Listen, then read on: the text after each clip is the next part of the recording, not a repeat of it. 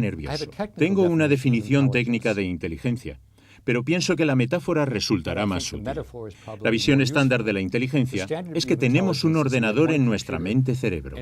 Si el ordenador funciona bien, somos inteligentes y hacemos todo de forma inteligente.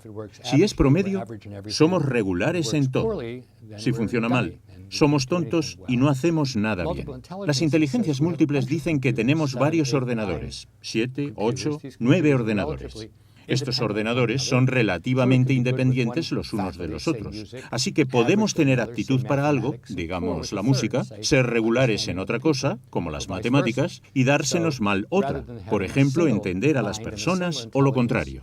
Así que en vez de tener una única mente y una única inteligencia, creo que se describe mejor al ser humano como poseedor de un puñado de ordenadores. Y el hecho de ser bueno con uno no predice que uno vaya a ser bueno o malo con otros ordenadores. Nuevamente, como pienso que estarán familiarizados con estas ideas, voy a repasar las diferentes inteligencias rápidamente. La primera es la inteligencia lingüística, y la ilustro con esta imagen de un poeta chino, porque los poetas cuentan con una inteligencia lingüística tremenda.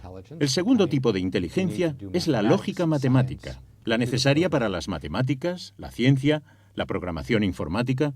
En Occidente, cuando hablamos de inteligencia, generalmente nos referimos a personas capaces en el lenguaje y la lógica, porque si se te dan bien el lenguaje y la lógica, te irá bien en la escuela, y mientras permanezcas en la escuela, te considerarás listo. Pero si te aventuras fuera de ella, podrás descubrir que esas inteligencias pueden ser más o menos útiles. La tercera inteligencia es la inteligencia musical. Es la capacidad de oír, recordar y manipular las estructuras musicales. La cuarta es la inteligencia espacial, la capacidad de orientarse en espacios amplios, como hacen los pilotos o los navegantes, o en un espacio más circunscrito, como hacen los escultores o los jugadores de ajedrez.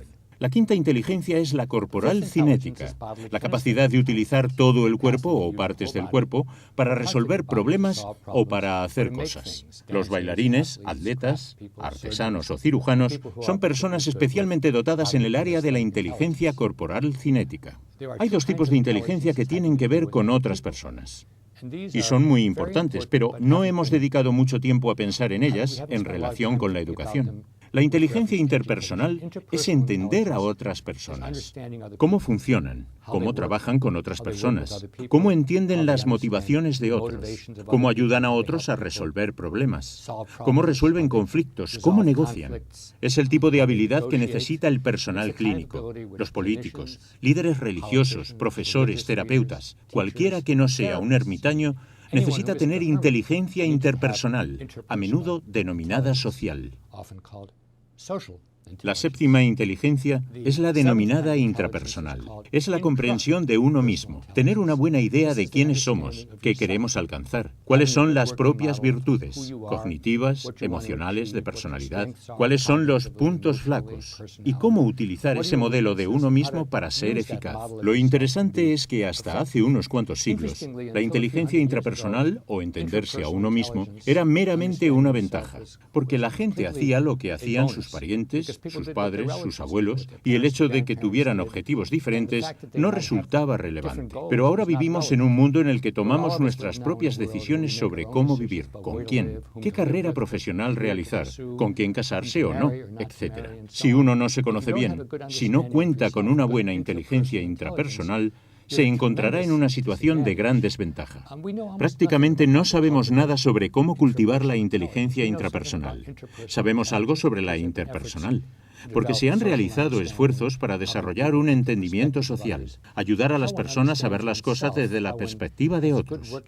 Pero ¿cómo conocerse a uno mismo? ¿Cómo conseguir un buen modelo de trabajo sobre lo que queremos y cómo lograrlo? ¿Y qué hacer cuando las cosas no salen bien?